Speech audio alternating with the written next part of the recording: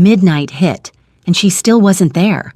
Min Jun Kang had ruled Seoul's underworld for a decade without hesitation. But the night his Moroccan maid arrived late, the most feared man in the city lost control. 3 months ago, she walked into his penthouse humming, and now her absence felt like a threat he couldn't kill. As we dive into this gripping emotional rollercoaster, kindly take a minute to like this video, share and subscribe for more romance tales. Min Jun had hired her 3 months ago. A maid, that's all she was supposed to be.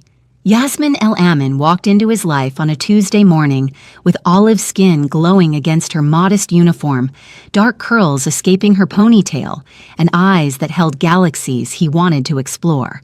She was 23, Moroccan, curvy in ways that made his carefully controlled world tilt sideways. He was 30, untouchable, the silent king of Seoul's underground empire. Men feared him, women wanted him, but none of them made him feel like this, unraveled, desperate, utterly ruined.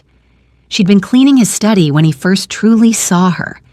Dust motes danced in afternoon sunlight while she hummed something soft and unfamiliar. He'd watched from the doorway, frozen as she reached for a high shelf, her uniform riding up slightly, the curve of her waist, the unconscious grace in her movements. Something cracked open inside him, violent and irreversible. "You missed a spot," he'd said, voice rougher than intended. She'd spun around, hand flying to her chest. "Mr. Kang, I'm so sorry, I didn't—" The corner, behind the lamp. Yasmin had blinked those impossibly long lashes, then smiled, actually smiled at him. "Thank you for telling me." No one thanked him for corrections.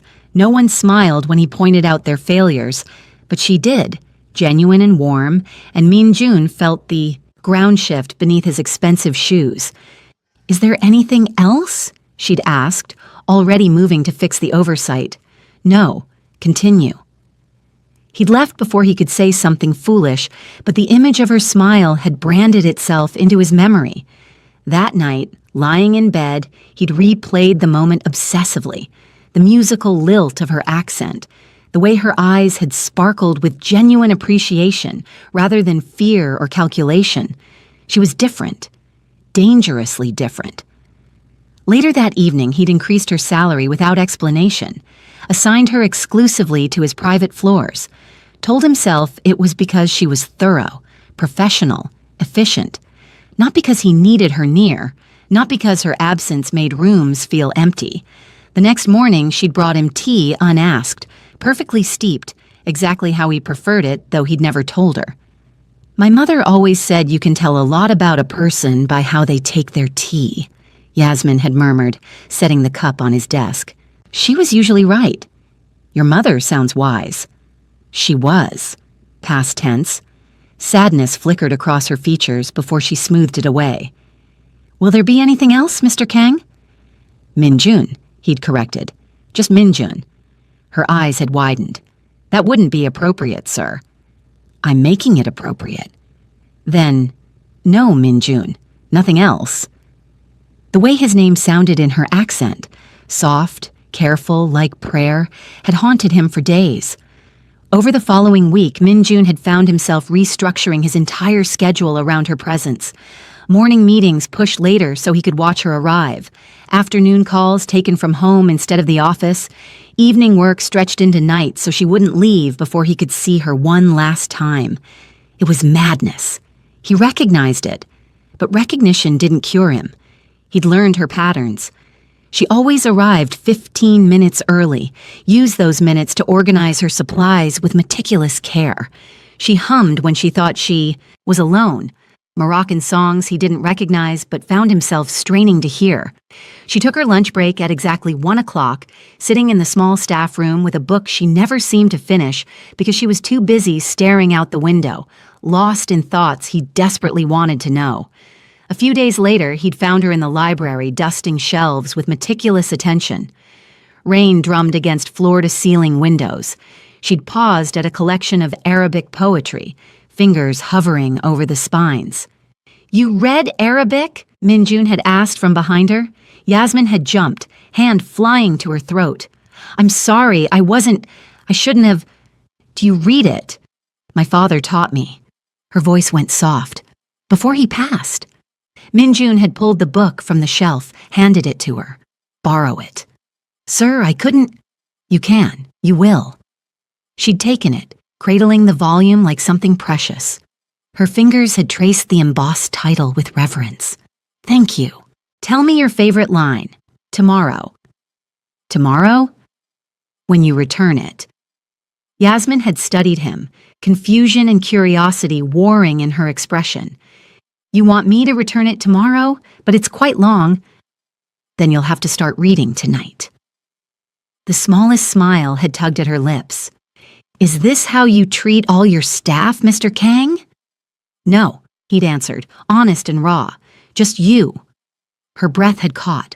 For a moment, something electric had passed between them, acknowledgement of the impossible thing growing in the space they shared. Then she ducked her head, clutching the book. I should get back to work. Yasmin. She'd paused at the door. Take your time with it. I'm not going anywhere. By the end of the week, she'd returned the book with a passage marked. Minjun had read it alone in his office. The heart has its reasons, which reason knows nothing of. He'd traced the words she'd touched, feeling insane, feeling alive. He'd started leaving books for her after that. Poetry. Philosophy. Romance novels he'd never admit to purchasing. She'd leave notes in return, thoughtful, funny, revealing pieces of herself he hoarded like treasure. Their conversation stretched longer. His excuses to summon her grew thinner. His staff noticed. His second-in-command, Tae Yang, had the audacity to smirk. You're playing a dangerous game, boss. I don't play games. Then what do you call this? She's your employee. You have enemies everywhere. Getting attached. I'm not attached. Tae Yang's laugh had been knowing, infuriating. Whatever helps you sleep at night. But Minjun didn't sleep. He watched security footage of Yasmin moving through his home, memorized her routines, noticed when she seemed tired or sad. He increased her breaks, had meals prepared for her, made sure she never worked late alone, protected her from shadows she didn't know existed. One afternoon, he'd overheard her on the phone in the hallway. Her voice had been strained, worried. I understand, but I need more time. No, I'm sending what I can. Please, just another month. When she'd ended the call, her hands had been shaking. Min Jun had emerged from his office.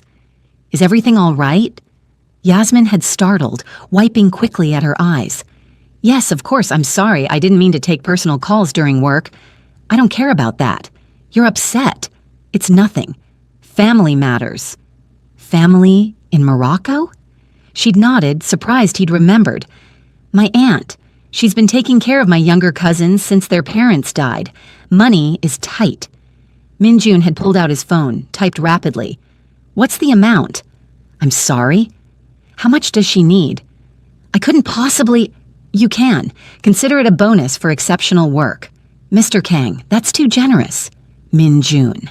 And it's not generous. It's fair. He'd looked up from his phone. I'm transferring funds to your account. Use it however you need. Tears had spilled over. Why are you doing this? Because you matter to me.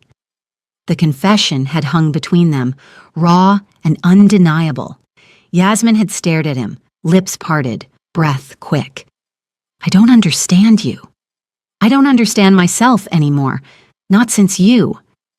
She'd left quickly after that, but Min Jun had seen the way her hands trembled as she gathered her things.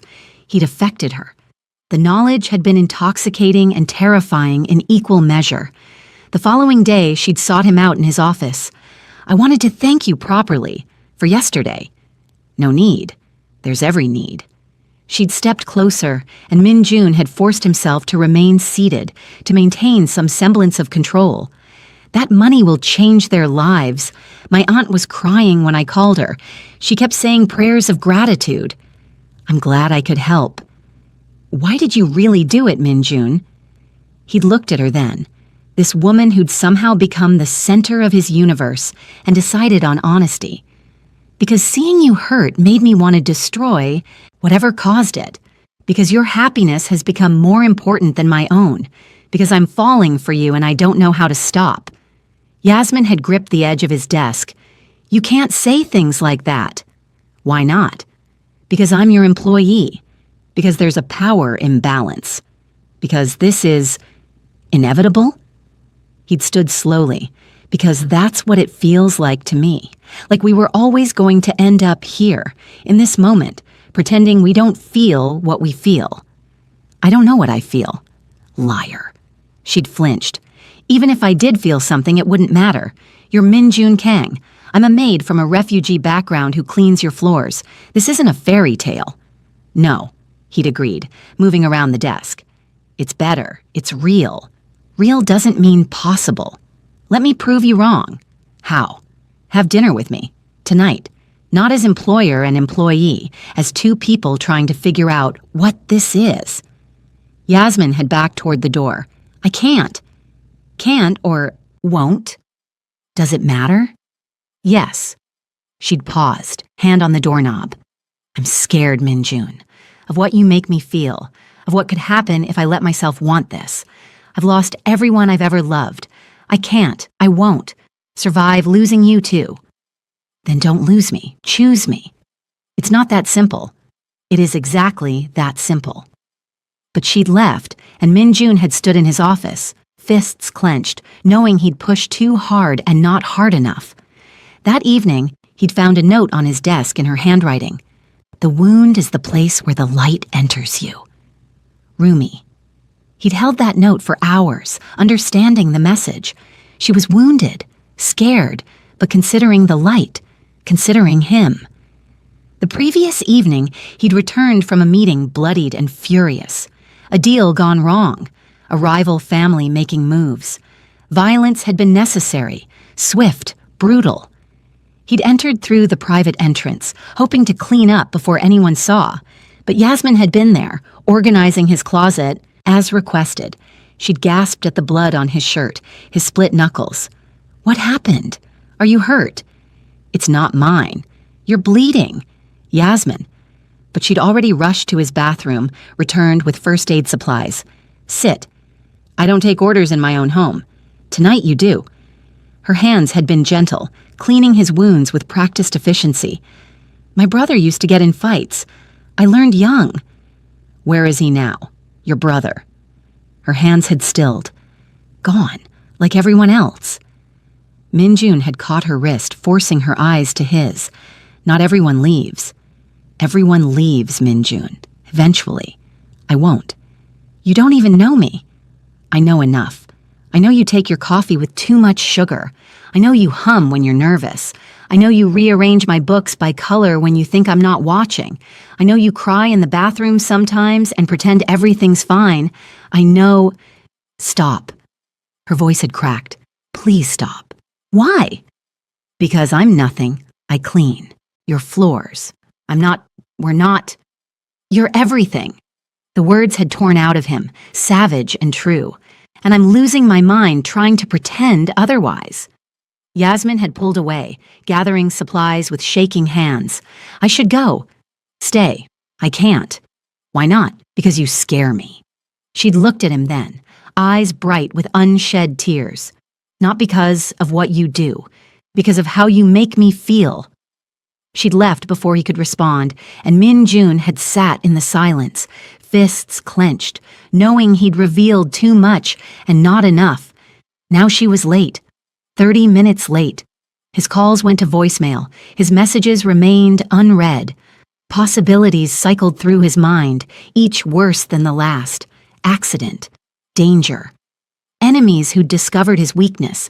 He'd built an empire on control, but control meant nothing when she disappeared. The elevator chimed. Min-Jun spun around, heart hammering. Yasmin stumbled into the penthouse, hair wild, uniform disheveled, phone clutched in her hand. She saw him and froze. "I'm so sorry," she breathed. "The subway broke down and my phone died and I couldn't—" He crossed the distance between them in 3 strides, hands framing her face, searching for injuries, threats, any sign of harm. "You're all right?" "I'm fine, I just don't do that again. I didn't mean to worry you." "Worry?" His laugh was harsh. Yasmin, I was 2 seconds from burning this city down looking for you. She stared at him, lips parted, breath coming quick. Why? You know why. Say it. Because I'm obsessed with you. His forehead dropped to hers, control shattering. Because I think about you every moment you're gone. Because I bought that poetry book in 12 different translations, hoping one would make you stay longer. Because I haven't felt human in years, and you walked in humming, and I remembered what it's like to want something more than power. Min-Jun, tell me to stop and I will. Tell me this is madness and I'll let you go, but don't ask me why, because you already know. Yasmin's hands came up to grip his wrists, anchoring them together. I can't tell you to stop. Why not? Because I'm just as mad. The confession hung between them like lightning before thunder. Min-Jun's thumbs traced her cheekbones, memorizing the way she trembled beneath his touch. He'd commanded armies, orchestrated empires, destroyed men without hesitation. But this woman, this impossibly brave woman with eyes like midnight, undid him completely. You should run, he whispered against her skin, while you still can. Maybe I don't want to run anymore. He pulled back enough to study her face, searching for doubt, fear, any reason to release her, found none. You don't know what you're saying. I know exactly what I'm saying. I'm not a good man, Yasmin. The things I've done, I never asked for good. Her fingers curled into his shirt. I asked for real. Something broke in him then, some final wall he'd maintained for both, their sakes. He kissed her forehead, soft and reverent, a promise and a prayer. Go home, rest. We'll talk tomorrow when you're not exhausted. I don't want to leave. I know, but if you stay, I won't be able to pretend anymore, and you deserve better than my desperation. Yasmin had searched his face, reading truths he couldn't hide. Finally, she'd nodded, stepping back. Tomorrow, then. Tomorrow. He'd watched her leave, then immediately contacted Tai Yang, put a detail on her, rotating shifts. Best men. If anyone even looks at her wrong, already done, boss.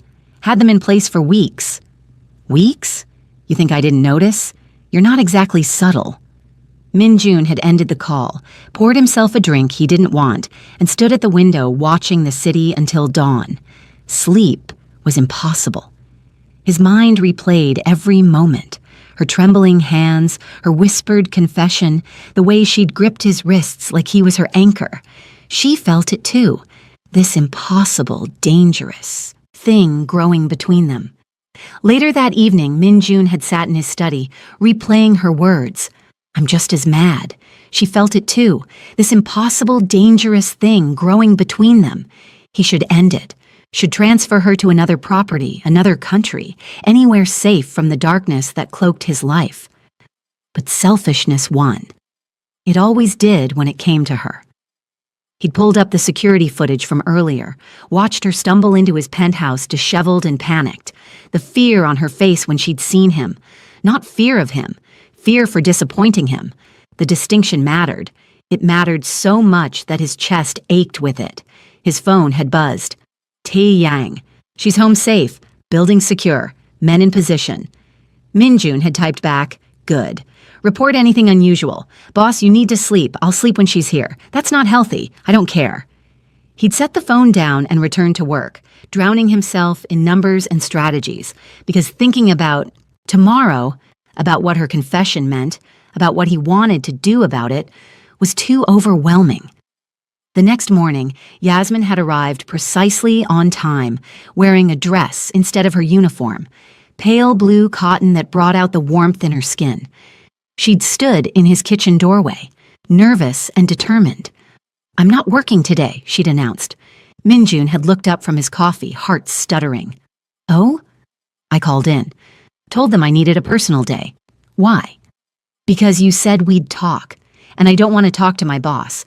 I want to talk to the man who memorized how I take my coffee. He'd set down his cup slowly, hands unsteady. That man is dangerous, Yasmin. I know. He wants things he shouldn't want. I know that too. He won't be able to stay away if you give him permission. Good. She'd moved closer, and Min-jun had forced himself to remain still. Because I'm tired of pretending I don't see how you look at me, how you find reasons to walk past wherever. I'm working. How you stay awake until I leave each night.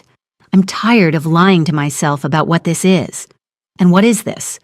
I don't know. Her voice had softened. But I want to find out. Min-jun had stood, maintaining distance through sheer will. I can't offer you normal. I can't give you safe. My world. I grew up in refugee camps, Min-jun. I've buried everyone I loved. I cleaned houses to survive, sent money home to cousins I'll never see again. Safe is an illusion. Normal is a privilege I stopped believing in at 14. She'd stepped closer. So don't protect me from danger I've already survived. Protect me by being honest. You want honesty? He'd closed the distance between them, watching her pupils dilate. I want you in ways that should terrify you. I want to keep you close and never let go. I want to know every thought in your head, every dream you've abandoned, every fear you hide. I want to worship you and ruin you and build you a kingdom, if that's what it takes to make you stay. Yasmin had swallowed hard. That doesn't terrify me. It should. You know what terrifies me? Going back to empty, back to alone, back to existing instead of living. Her hand had risen to his chest, right over his heart.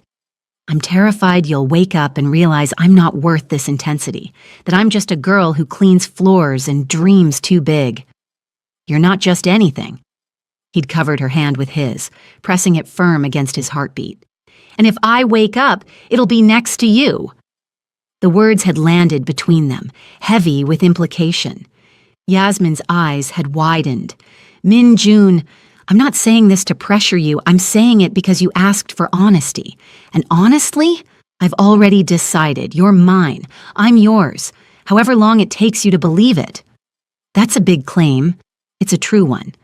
They'd stared at each other, the air thick with possibility. Finally, Yasmin had smiled, small and uncertain, but genuine. So what happens now? Now we spend the day together, no uniforms, no titles, just us. Just us, she'd echoed, like the words were a revelation. They'd spent the day together. Min-jun had canceled meetings, ignored urgent calls, dedicated hours to learning her. They'd talked about everything. Her childhood in Morocco before war scattered her family, her journey through refugee camps in Algeria and Tunisia, the way she'd learned to exist on hope and stubbornness. She told him about her mother's laugh, her father's stories, her brother's terrible singing voice. Grief had colored every memory, but so had love. She'd lost everything but refused to lose herself. Min-jun had shared his own history in turn, the father who'd forced him into this life. The empire built on blood and necessity, the way power had consumed everything soft until Yasmin had appeared, humming in his study, making him remember what it felt like to want something pure. Do you regret it? She'd asked. The life you've lived? I regret the things I've done. I don't regret surviving. That's honest. You asked for honest. I did. She'd studied him. Can I ask something else? Anything. If you could walk away tomorrow, leave all of this behind, would you? Min-jun had considered the question seriously. A month ago, I would have said no. This empire is all I know. But now? He'd reached for her hand, threaded their fingers together. Now I'd burn it all for one more day with you. You can't mean that. Ask me to prove it. I won't. Her grip had tightened. Because I don't want you to resent me for what you gave up. Impossible. You say that now. I'll say it forever. By evening, they'd migrated to his living room. Yasmin curled on the couch with her feet tucked beneath her, Min-jun in the chair across because he didn't trust himself closer. Rain painted patterns on the windows. The city glittered beyond the glass, but Min-jun only saw her. Can I ask you something? Yasmin had said suddenly. Anything. The blood on your shirt yesterday, was it necessary? Min-jun had considered lying, decided she deserved truth. Yes. Would you do it again? Without hesitation. She'd nodded slowly, absorbing this. And if I asked you to stop? To walk away from all of it? I can't walk away, Yasmin. Too many people depend on me. Too many families need protection I provide. This empire isn't just crime. It's survival for hundreds who have nowhere else to turn. I'm not asking you to. Her eyes had held his. I'm asking if you'd resent me for wishing you could. Never. Your softness is what keeps me human. I'm not soft. You are, and it's beautiful. Don't let my darkness convince you otherwise. Yasmin had looked away, blinking rapidly. You keep saying these things, these impossible things. They're not impossible if they're true. How can you be so sure? Because I've never felt this before. And I'm 30 years old, Yasmin. I know the difference between want and need. I want power. I need you. She'd stood abruptly, pacing to the window. You're moving too fast. I'm being honest. It's the same thing. No, it's not. He'd risen, crossed to her slowly. Moving too fast would be making demands, expecting things. But I'm not expecting anything. I'm just telling you where I stand so you can decide where you want to be. And if I can't decide, then I'll wait. For how long? As long as it takes. Yasmin had turned to face him, eyes bright. What if I never decide? What if I stay stuck forever? Then I'll be stuck with you. That's not fair to you. Let me worry about what's fair to me. They'd stood there in the gathering darkness, city lights beginning to glow, and something had shifted. Yasmin had reached up, touched his face gently. You're a strange man, Min Kang. Is that a compliment? I haven't decided yet. He'd smiled despite himself. Take your time. I'm not going anywhere. A few days later, everything had shifted again. Min had insisted on driving Yasmin home himself, wanting to see where she lived, needing to ensure her building was safe. They'd pulled up to a modest apartment complex in a rougher neighborhood, and his jaw had tightened. You live here? It's what I can afford. Not anymore. Min, I'm moving you. Tomorrow. There's a building I own in Gangnam. Security, doorman, safe. No. Her voice had been firm. This neighborhood isn't safe. It's mine. My space. I need that. Need what? Independence. Proof that I'm with you because I want to be, not because I need to be. Min had gripped the steering wheel, understanding and hating it. Then I'm upgrading your locks, installing cameras, having my men patrol. That's excessive. That's non-negotiable. They'd stared at each other until Yasmin had sighed. Fine, but nothing visible. I don't want my neighbors thinking I'm involved with criminals. You are involved with criminals. Then I don't want them knowing it. He'd laughed despite himself, surprised by her constantly. Deal. She'd moved to leave, but Min had caught her hand. Yasmin. Yes? Thank you. For what? For not running. For giving this a chance. For being braver than I deserve. She'd leaned across the console, kissed his cheek softly. Good night, Min Good night.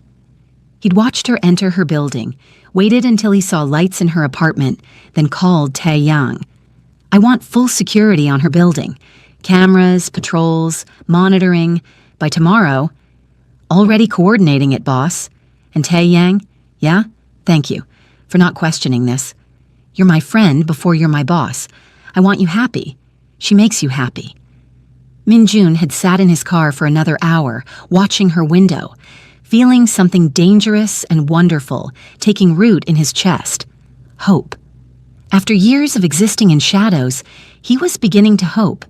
By the end of the week, they'd fallen into a rhythm. Min would find excuses to be home during her shifts, though she'd officially requested reduced hours since he'd increased her pay substantially. Yasmin would linger after work, talking until night fell. They existed in this strange space between employer and employee, between friends and something more dangerous. He didn't push. She didn't flee. The tension built like gathering storms. They'd establish small rituals, morning coffee together when she arrived, lunch shared in his kitchen, her perched on the counter while he cooked, because she'd discovered he was surprisingly skilled. Evening conversations that stretched into night, topics ranging from philosophy to terrible reality television she'd gotten him watching. He'd learned she loved historical dramas and awful romantic comedies. She'd learned he had an extensive vinyl collection and knew surprisingly much about classical music. "You're full of surprises," she'd said one evening, watching him select a record. "So are you." "Like what?" "Like the fact that you're terrified of spiders, but not of me." "Spiders are irrational. You're just intense. That's one word for it." "What word would you use?" "Obsessed, consumed, completely gone for you." She'd thrown a pillow at him, laughing. "You can't keep saying things like that." "Why not?" "Because it makes me believe you." "Good. That's the goal." Then Daniel had appeared. Min-Jun had been in his office when he'd heard unfamiliar laughter from the kitchen. Male laughter. He'd emerged to find a Western man leaning against his counter, grinning at Yasmin while she prepared lunch. Tall, handsome, comfortable in a way that made Min-Jun's vision narrow. "Oh, Min-Jun." Yasmin had smiled, oblivious to the murder unfolding behind his eyes. "This is Daniel. He's working on the building renovations downstairs. Daniel, this is Min-Jun Kang, the owner." Daniel had extended a hand. "Pleasure to meet you, sir. Beautiful building. And Yasmin's been kind enough to share some coffee while I'm on break." Min-Jun had looked at the hand like it was diseased. How generous of her. Yasmin's smile had faltered slightly. "Daniel was just telling me about his travels through Morocco. He spent time in Marrakesh. Fascinating." Min-Jun's voice could have frozen fire. "I'm sure he has work to return to." "Right, of course." Daniel had straightened, glancing between them with dawning awareness. "Thanks for the coffee, Yasmin. Maybe we could grab lunch sometime. I'd love to hear more about your hometown." "Oh, I don't think—" Yasmin had started. "She's busy," Min-Jun had interrupted, moving to stand between them, indefinitely. Daniel had raised his hands, backing toward the door. "No problem, man. Didn't mean to overstep. Yasmin, good seeing you." The moment he'd left, silence had crashed down. Yasmin had turned to Min-Jun, eyes blazing. "What was that?" "What was what?" "Don't play stupid. You were incredibly rude." "Was I?" He'd crowded closer, something possessive and ugly unfurling in his chest. "Should I have encouraged him? Helped him plan your date?" "It wasn't like that." "He wanted you. I saw it. Everyone will see it because you're beautiful and kind and exceptional. And I'm supposed to smile while men line up hoping you'll notice them. You don't own me, Min-Jun." "I know." His hands had clenched. "That's the problem." Yasmin had stared at him, breath coming fast, anger and something else warring in her expression. "You're jealous." Furiously. "That's not fair. Since when is any of this fair?" Min-Jun had braced his hands on the counter behind her, caging her in without touching. "You think I want to feel like this? You think I enjoy losing my mind every time someone looks at you? Then maybe we shouldn't—" "Don't." The word came out harsh. "Don't finish that sentence. We're not together, Min-Jun. We're in this weird space where I don't know what we are, and you react like I've betrayed you when someone asks about Morocco because I want to be the one asking about Morocco." His control had cracked. "I want to be the one making you smile, learning your stories, hearing about your past.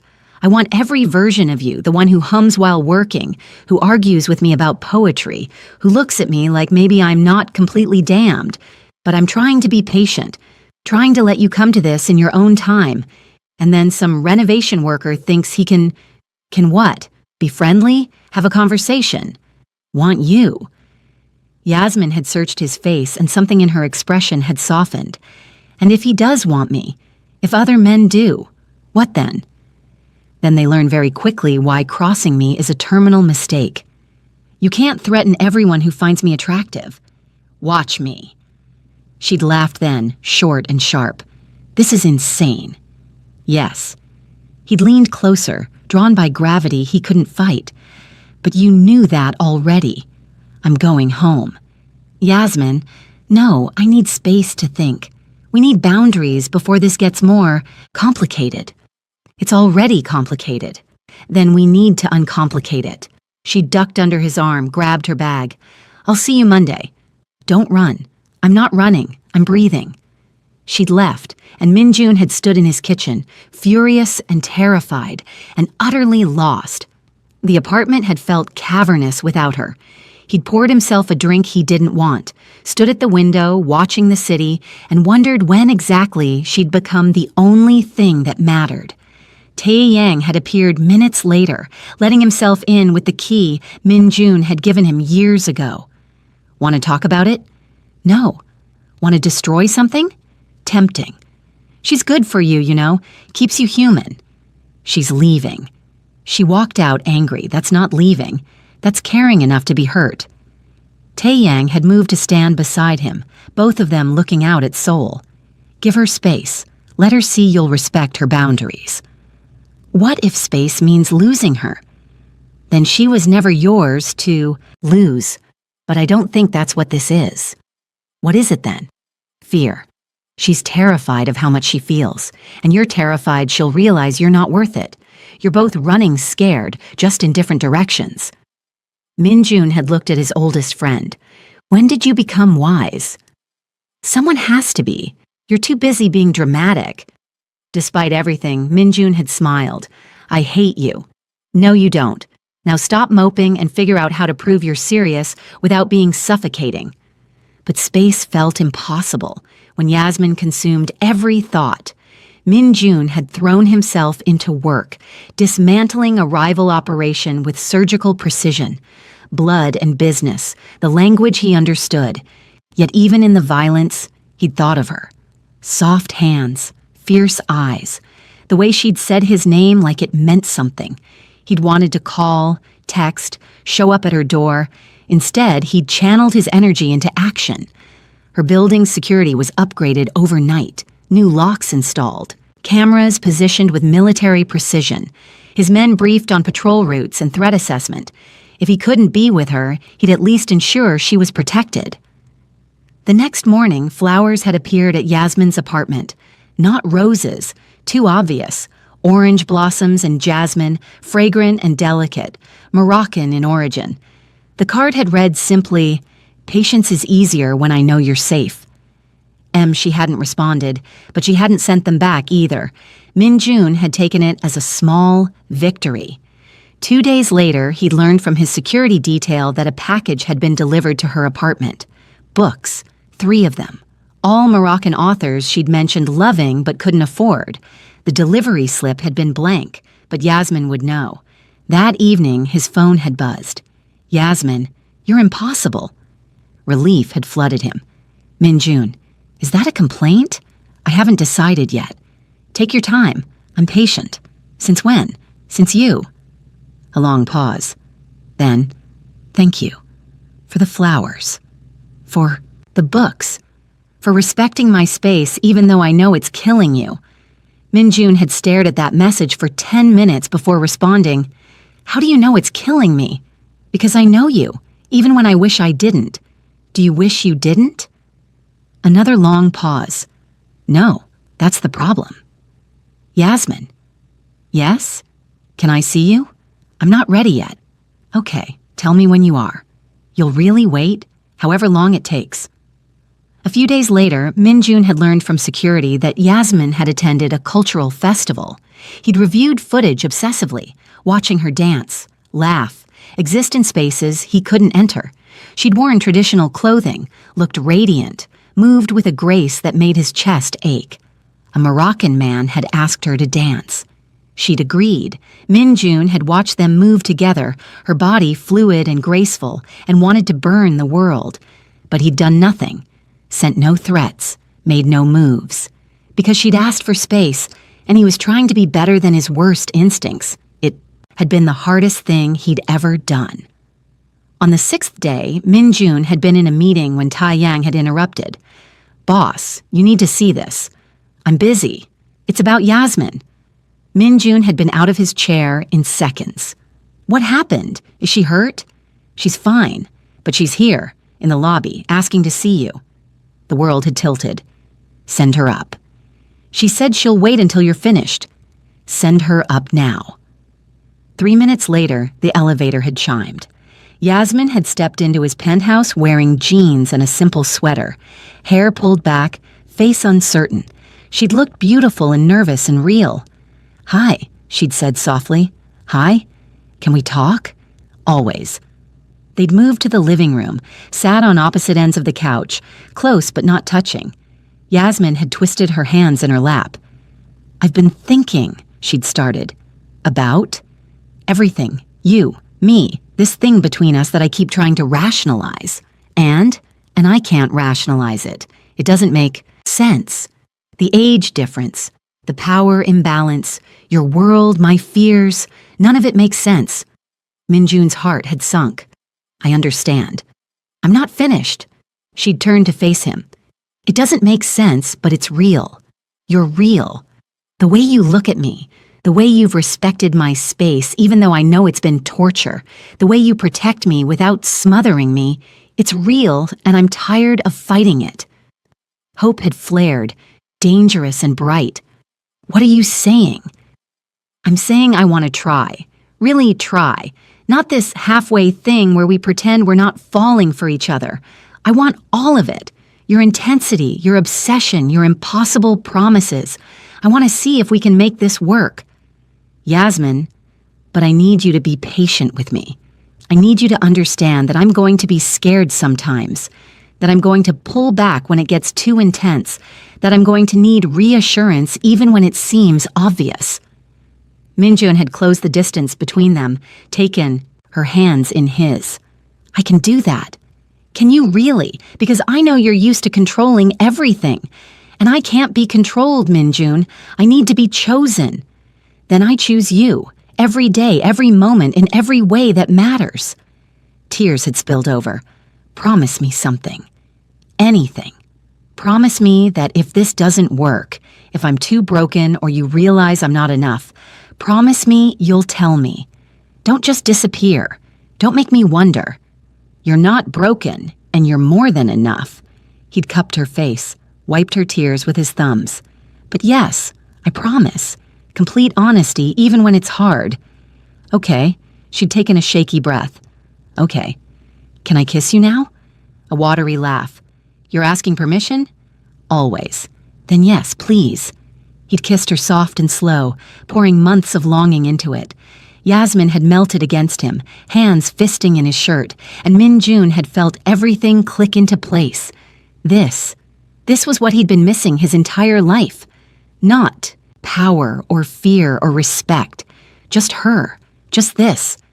When they'd finally pulled apart, both breathing hard, Yasmin had smiled. "So what now? Now we figure it out together. I'd like that." They'd spent the rest of the day talking, planning, negotiating the terms of their relationship. She'd keep working, not for him, but she'd find employment elsewhere to maintain independence. He'd be honest about his business, but would shield her from direct violence. She'd move to the safer apartment building he owned, but it would be hers, rent-free, but hers. They'd take things slow physically, let the emotional foundation solidify first. "This is very mature of us," Yasmin had said that evening, curled against him on the couch. "Surprisingly mature. Think we can actually stick to it? The going slow part? Yeah." Minjun had pressed a kiss to her hair. "Probably not, but we can try." She'd laughed, and the sound had filled spaces in him he hadn't known were empty. By the end of the week, they'd shifted into something new, still careful, still learning, but undeniably together. Minjun had helped her move into the new apartment, a beautiful space in a secure building, close enough to visit easily but far enough to maintain boundaries. He'd purchased furniture with her, learned her style, watched her face light up at creating a home. "You don't have to do all this," she'd said, watching movers carry in a new couch. "I want to. It's too much. It's not enough." Yasmin had turned to him, serious. "Minjun, I need you to understand something. I'm grateful for everything you've done, but I can't let you buy my affection. That's not what this is." "Then what is it?" "It's me trying to give you the stability you've never had. It's me wanting you to feel safe and cared for. It's selfish, actually, because seeing you happy makes me happy. She'd studied him, then nodded slowly.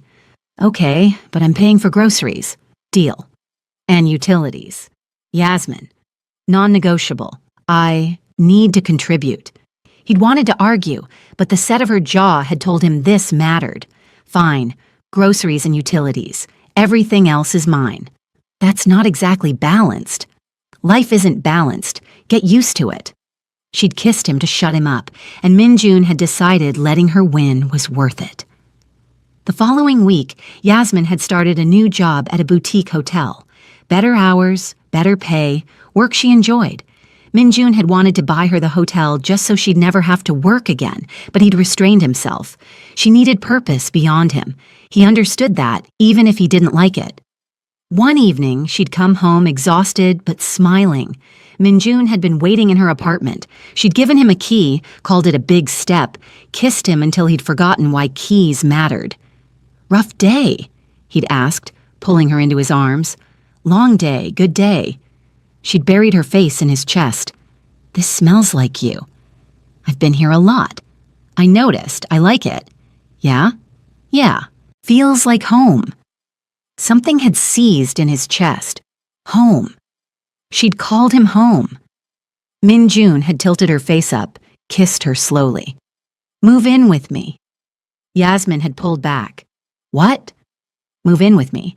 I know it's fast, but you're always at my place or I'm here, and I want to wake up with you every morning. I want you in my space permanently. I want... Min-jun, we've been together officially for 2 weeks. I've wanted you for months. That's not the same thing. Isn't it? She'd step back, creating distance. I need more time. How much time? I don't know, but this is too fast. Frustration had risen. Why? We already know how we feel. We already spend every free moment together. What difference does living space make?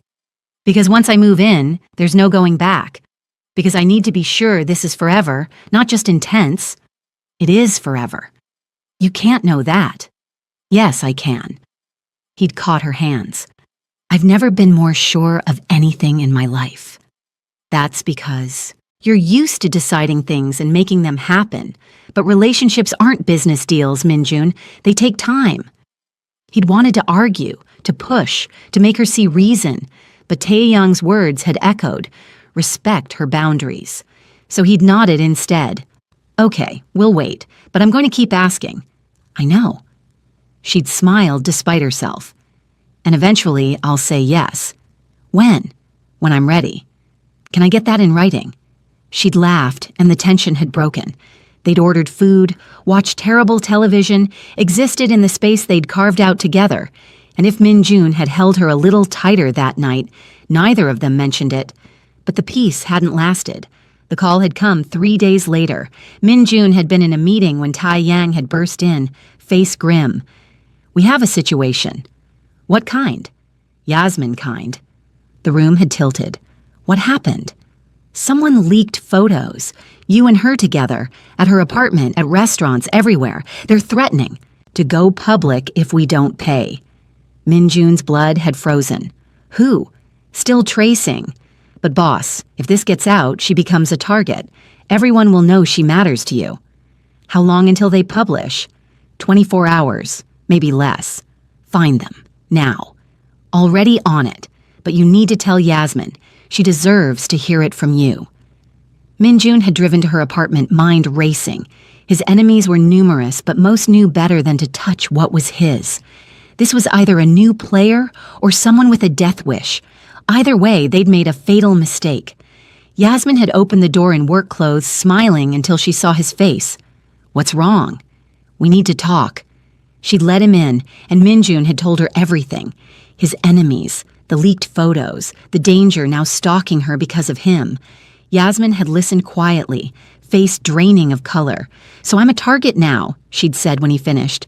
Yes, because of you. Yes. And you want me to what? Hide? Disappear? I want you safe. That's not an answer. Min-jun had gripped her shoulders. I want you to let me protect you. Move into the penthouse where I can control security. Let my men guard you. Change your routine, anything that keeps you breathing. You're asking me to give up my life. I'm asking you to keep it." Yasmin had pulled away, pacing her small living room. "This is exactly what I was afraid of, your world consuming mine." "I know. You should have warned me. She'd cut herself off. "Before you what?" "Before I fell for you." The words had exploded out. "Before I let myself believe we could work, before I ignored every rational thought and let myself feel—" "Don't say fell," Minjun had interrupted, voice rough. "Say falling, present tense, because if you're done, I need to know now." "Maybe I should be done." "But are you?" Tears had spilled over. "No, and I hate that I'm not." He'd crossed to her, wiped her tears with his thumbs. "Then let me keep you safe. Let me prove that your trust isn't misplaced. And if I can't handle this life, then I'll find a way out. Burn it all if I have to." "You can't mean that." "Try me." Yasmin had searched his face for lies and found none. "You'd really walk away from everything you've built? For you? In a heartbeat. That's not fair to everyone who depends on you. And losing you isn't fair to me." Minjun had pulled her close, desperate to make her understand. "I've sacrificed for duty my entire life. Let me be selfish about this one thing, about you." She'd buried her face in his chest, trembling. "I'm so scared, Minjun. I know. Not just of your enemies, of how much I need you. It's been 3 months. 3 months shouldn't be enough time to become someone's entire world. It's been enough for me." "That's because you decide things, and they become reality. I'm not like that. I second guess. I overthink. I convince myself that happiness isn't meant for people like me." Minjun had tilted her face up, forcing her eyes to his. "People like you. People who've lost everything. People who know how quickly good things disappear. Then we'll prove it wrong. Together, we'll build something so solid that even you can't doubt it. How? By not giving up. By fighting for this every single day. By being patient when you're scared and present when you need me and honest even when it's terrifying." Yasmin had let out a shaky breath. "I need time." "How much?" "I don't know. Hours? Days?" "Minjun, because if it's forever, tell me now. I'll let you go. I'll make sure you're protected, set up, safe. But I'll step back." "Could you? Really step back?" "No." The admission had torn out. "But I'd try, if that's what you needed. I'm not asking you to step back. I'm asking for time to adjust, to figure out how to exist in your world without losing myself." "Okay." Relief had flooded him. "Okay, whatever you need." "I want to move in with you." Minjun had frozen. "What?" "You heard me. If I'm already a target, there's no point in pretending I'm safer alone. And honestly, I'm tired of sleeping without you. I'm tired of half measures. So yes, I'll move in." "Yasmin, but I need rules. I need my own space within your space. A room that's mine. Work I can go to. Friends I can see. Some semblance of normalcy. Done. All of it. Whatever you want." "Just like that?" "Just like that." She'd smiled through tears. "You're going to spoil me." "That's the plan. I'm going to be difficult sometimes. I'm counting on it. And when I get scared and try to push you away, I'll hold on tighter." Yasmin had kissed him then, desperate and deep, and Minjun had responded with everything he had. When they'd finally broken apart, both breathless, she'd whispered, "Okay, let's do this. You're sure?" Terrified, but sure. They'd moved her things that night, not because there was immediate danger. Tae Yang had already traced the blackmailer to a low-level rival who'd been swiftly and thoroughly dealt with, but because both of them were tired of pretending they could exist apart. Minjun had given her the second master suite, the one he'd secretly prepared weeks ago with her preferences in mind. Yasmin had stood in the doorway, taking in the soft colors, the comfortable furniture, the bookshelf already filled with volumes she loved. "You planned this." "I hoped. That's not the same thing. Close enough." She'd turned to him, eyes bright. "I can't believe I'm doing this." Having regrets already? No, just overwhelmed. 3 months ago, I was cleaning your floors. Now I'm moving into your penthouse. Our penthouse. That's going to take some getting used to. You have time. We have time. That night, they'd lain in his bed. Their bed, he'd insisted, talking until dawn. Yasmin had traced patterns on his chest, and Min-jun had memorized the weight of her against him. "Can I ask you something?" she'd murmured. "Anything. Do you ever regret the life you've lived, the choices you've made? Some of them. The violence, the darkness, the people I've hurt. But they led me here. To you, and I can't regret that." Yasmin had been quiet for a moment. "If you could change it, your past, I mean, would you?" "That's impossible. But if you could," Min-jun had considered carefully, "I'd want to be someone worthy of you from the beginning, someone clean and good, but I'd still want to end up exactly here. You are worthy of me. Debatable. Not to me." She'd propped herself up on one elbow, looked down at him seriously. "You're a good man, Min-jun. Not perfect, not sinless, but good where it counts. And I need you to believe that." "Why?" "Because I can't love someone who hates themselves, and you're going to have to love yourself enough for both of us sometimes." The word love had hung between them. They hadn't said it yet, both dancing around it like it might break the spell. But Yasmin had just opened the door. "You love me?"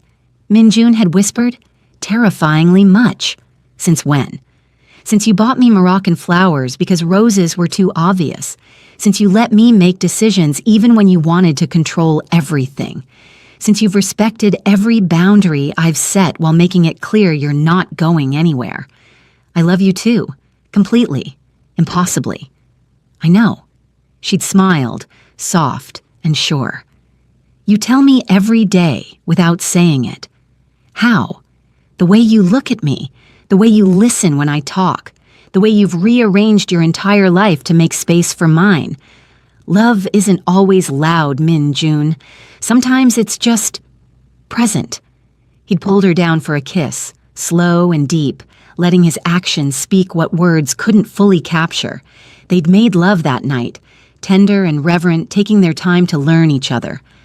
Afterward, wrapped around each other, Yasmin had whispered, "No regrets." "None." "You?" "Just one." "What?" "That I didn't say yes sooner." The following weeks had been adjusting. Yasmin had kept her job at the hotel, insisted on maintaining some independence. Min-jun had hated every moment she was gone, but had respected her need for normalcy. They'd established routines, morning coffee together, evening meals, weekends spent exploring Seoul or staying in. Life had felt startlingly ordinary for someone who'd spent years in chaos. But ordinary didn't last. Min-jun had been in his office when Tae-yang had appeared, expression grim. "We have a problem." "What now?" "The Choi family. They're making moves, public challenges. They know about Yasmin." "How public?" "Very. They're calling you weak, saying you've gone soft." "Let them talk." "Boss, they're going to push until you push back, and when you do, Yasmin gets caught in the crossfire." Min-jun had stood, rage building. "Then we end them, now, before they become a real threat." "That's exactly what they want. They're trying to provoke you into a war. Then I'll give them one." Think about Yasmin. Think about what war means for her. That had stopped him. War meant violence, attention, danger. It meant the very thing he'd been trying to protect her from. But letting challenges stand meant appearing weak, which invited more threats. "What do you suggest?" "Let me handle it. Quietly. No blood, no headlines. Just strategic removals." "How long?" 2 weeks. Maybe 3. "You have one." Tae-yang had left and Min-jun had stood at his window, torn between instinct and love. The old him would have struck immediately, publicly, brutally, but the man Yasmin was shaping wouldn't risk her safety for pride. He'd told her that night. All of it. The threats, the challenges, his plan to let Tae-yang handle it quietly. Yasmin had listened without interrupting. "What do you want to do?" she'd asked when he finished. "Honestly, I want to destroy them. But that would mean war, and war means putting you in danger. So you're restraining yourself, for me." "Yes." Yasmin had crossed to where he stood by the window, wrapped her arms around him from behind. "Thank you." "For what?" "For choosing me over your pride. I know that's not easy for you." "It's the easiest decision I've ever made." They'd stood there watching the city, and Min-jun had felt something shift. He was changing, softening in some ways, strengthening in others. Yasmin was remaking him, and he was letting her. A week later, everything had shattered again. Min-jun had been in a meeting when his phone had exploded with notifications. Messages, calls, alerts. He'd checked the first one and felt his world end. Photos of Yasmin, leaving her job, walking in the park, entering his building. Each one captioned with threats, promises, detailed knowledge of her routine. The Choi family hadn't waited for Tai Yang's subtle approach. They'd struck directly at the only thing that mattered. Min-jun had been in his car within minutes, calling Yasmin's phone over and over. No answer. He'd contacted security. Her detail had reported she'd left work on time, followed her usual route, entered the building safely. She should have been home. But when he'd burst into the penthouse, it was empty. A note had been on the kitchen counter, Yasmin's handwriting. Min-jun had read it 3 times before the words made sense. "I can't do this. I thought I could, but I can't. Every moment with you is beautiful and terrifying, and I'm not strong enough to live in fear. I'm sorry. Please don't come after me. Please let me go." The note had crumpled in his fist. No, she wouldn't just leave, not without talking to him, not without... His phone had rung. Unknown number. "Is this Min-jun Kang?" A male voice. Unfamiliar. "Who is this?" "Your girlfriend asked me to call. She's at the airport. Says her phone died and she wanted you to know she's safe. Let me talk to her. She's already through security, but she wanted me to tell you..." The voice had paused. She said, "Tell him I'm sorry, but this is better for both of us." The call had ended. Min-jun had stood in his empty apartment, note in one hand, phone in the other, and felt everything collapse. She'd left. Actually, left. Run away rather than face the danger together. Tae-young had found him an hour later, still standing in the same spot. "Boss, I heard. I'm sorry. Find her. She's gone. I checked the airport. She took a flight to Casablanca 2 hours ago. Then I'll go to Morocco." "And do what?" "She left, Min-jun. She made a choice. She's running scared. That's different." "Is it? Or did she finally realize what being with you really means?" Min-jun had turned on him, fury igniting. "Don't. Someone has to say it. You knew this was possible. You knew she might not be able to handle your world." "She can handle it. She just needs time. Or she needs out, and you need to respect that." "Respect her abandoning us? Abandoning what we've built?" "Respect her putting her safety first. Respect her making the impossible choice you've been forcing her toward." The words had landed like blows. Min-jun had sunk onto the couch, head in his hands. "I can't lose her." "Then let her go. If she comes back, it'll be because she chose to, not because you pressured her." But letting her go had felt like dying. 3 days passed in agony. Min-jun had handled the Choi situation personally, swift, brutal, final. He dismantled their organization in 72 hours, left no threat standing. But victory tasted like ash when Yasmin wasn't there to celebrate. He'd stared at her note obsessively. "Please don't come after me."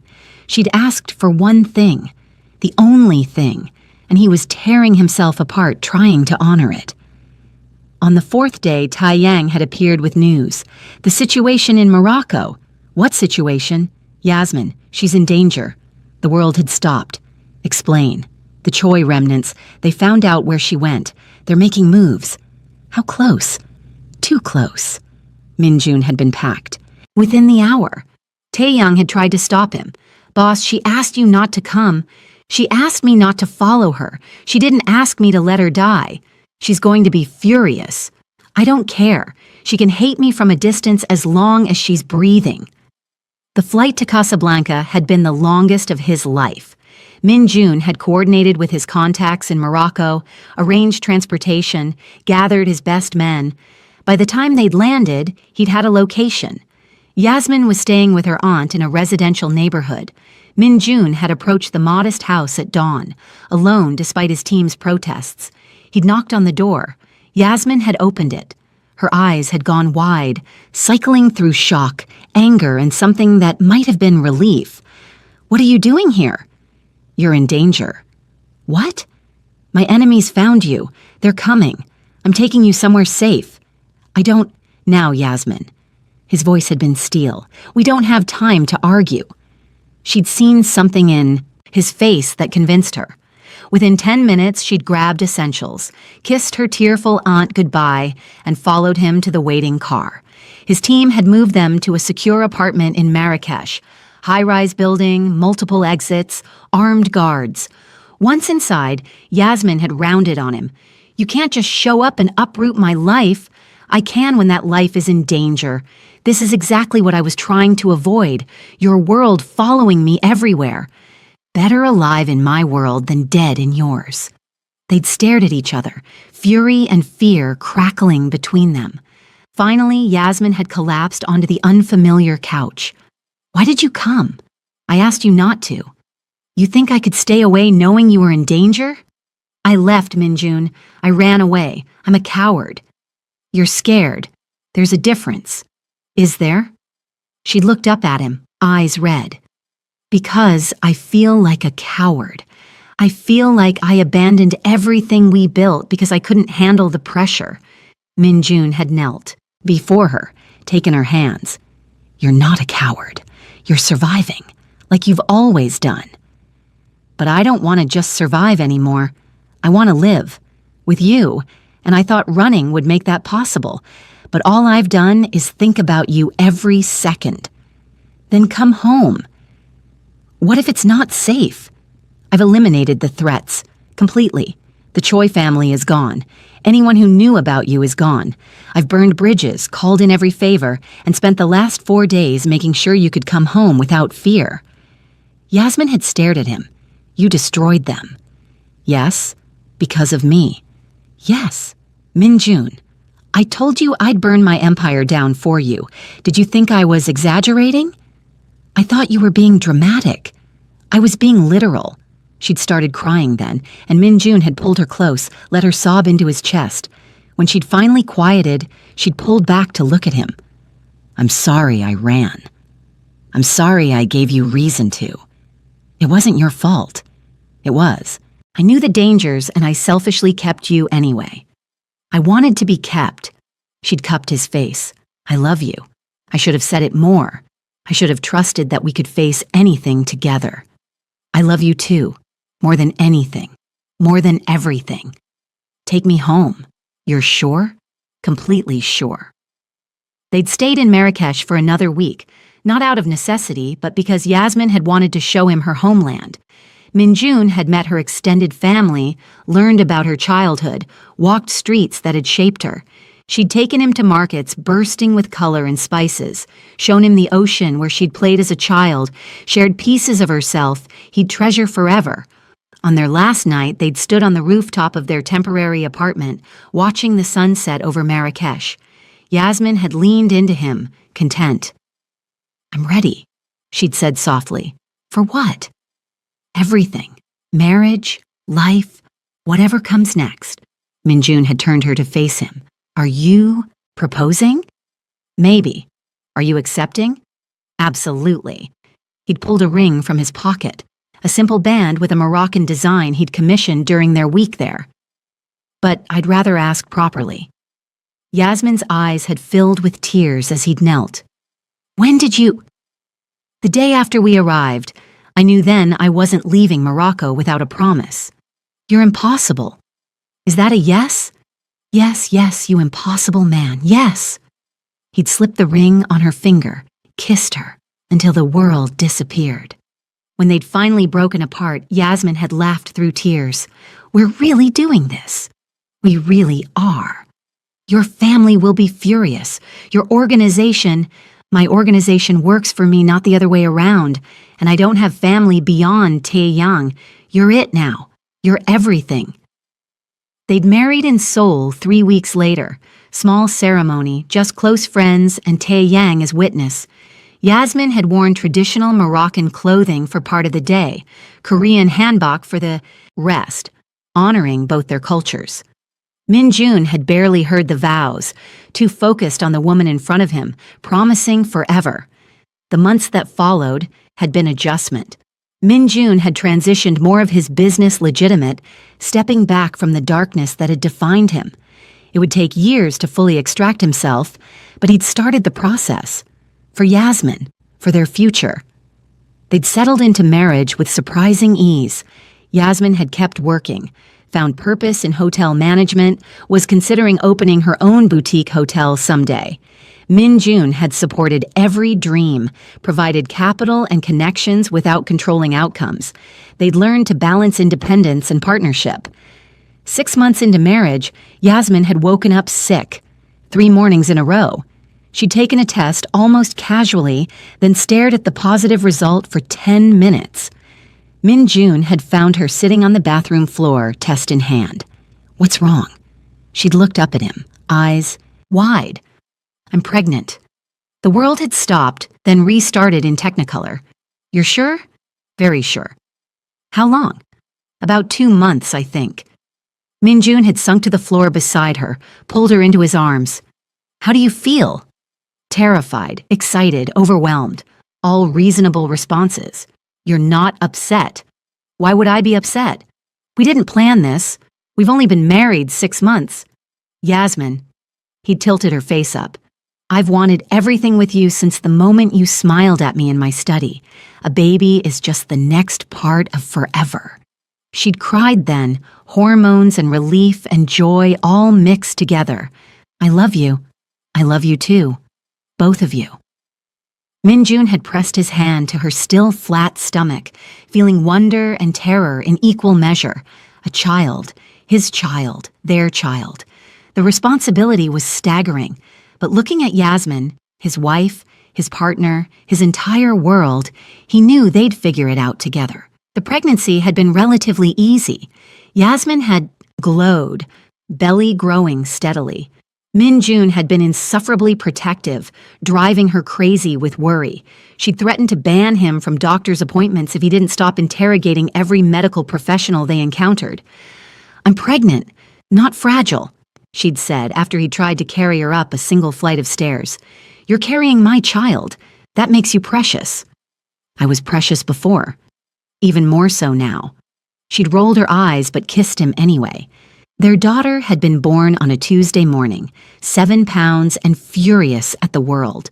Min-jun had held her for the first time and felt everything shift. This tiny person was half him, half Yasmin, and completely perfect. "She has your eyes," Yasmin had murmured from the hospital bed, "and your mouth. She's going to be trouble." "Good. The world needs more strong women." They'd named her Layla, Arabic for night. Beautiful and mysterious. She'd filled their home with chaos and joy. Min-jun had reduced his work, hours even further, unable to miss a single moment of her development.